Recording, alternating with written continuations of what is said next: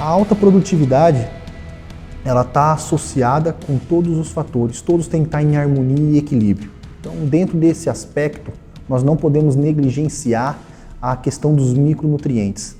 Nós estamos falando com nutrientes que são exigidos em pequenas quantidades, correto? Mas não necessariamente são menos importantes do que os macronutrientes, por exemplo, que são exigidos em maior quantidade. Então esse é um raciocínio lógico que é o que a literatura defende.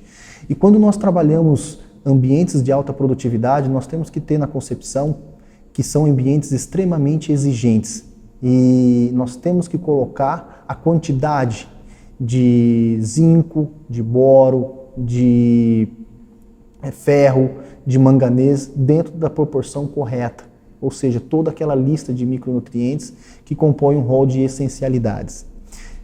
E quando nós fazemos uma lógica da planta, desenhamos a lógica da planta e suas necessidades, tem alguns aspectos do manejo que estão inerentes dentro desse cenário. Por exemplo, nós startamos com a adubação de base. Toda adubação de base vai micro, pensando principalmente em Cerrado e algumas outras regiões do Brasil que carecem desses nutrientes. Então nós incluímos micronutrientes dentro da base para favorecer, obviamente, a entrega desses nutrientes em tempo hábil para a necessidade da cultura e, consequentemente, a gente tem quantidade suficiente ao longo de todo o seu desenvolvimento. Mas dentro desse aspecto, os micronutrientes não vai apenas dentro da adubação de sucro. Nós também temos o tratamento de semente, que aí nós entramos dentro do aspecto que tem que ter muito cuidado. Temos que oferecer a quantidade exata e nós não podemos fazer com que esse tratamento de semente perda a eficiência de aproveitamento desses nutrientes, porque no tratamento de semente vai vários outros produtos que pode causar um determinado antagonismo. Aqui nós estamos falando de níquel, de cobalto e de molibdênio.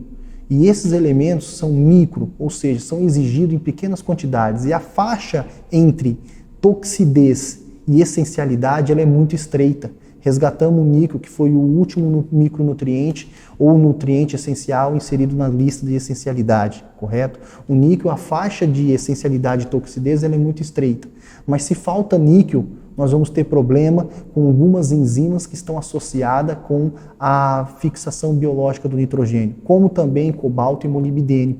Certo? Então nós temos que ter um cuidado extremamente específico com alguns elementos que estão diretamente relacionados com a fisiologia da cultura da soja.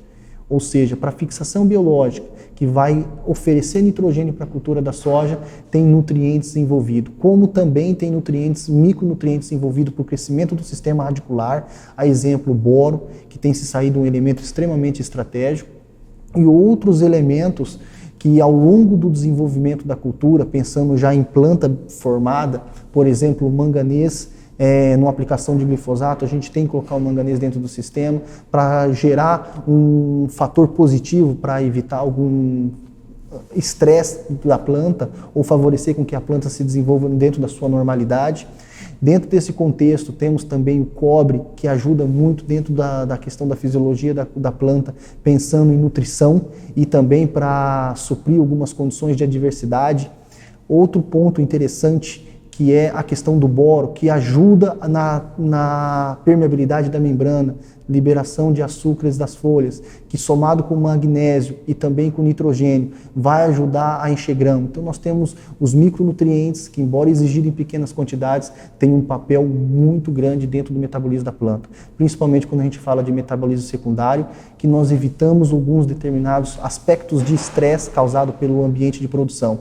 E nós estamos falando de ambiente de alta produção. Qualquer estresse pode causar um ponto negativo muito grande, porque esses ambientes de alta produção são extremamente sensíveis e qualquer estresse nós vamos causar um impacto muito grande na produtividade. Então nós estamos falando de uma agricultura anti-estresse e os micronutrientes podem ser essenciais dentro desse cenário.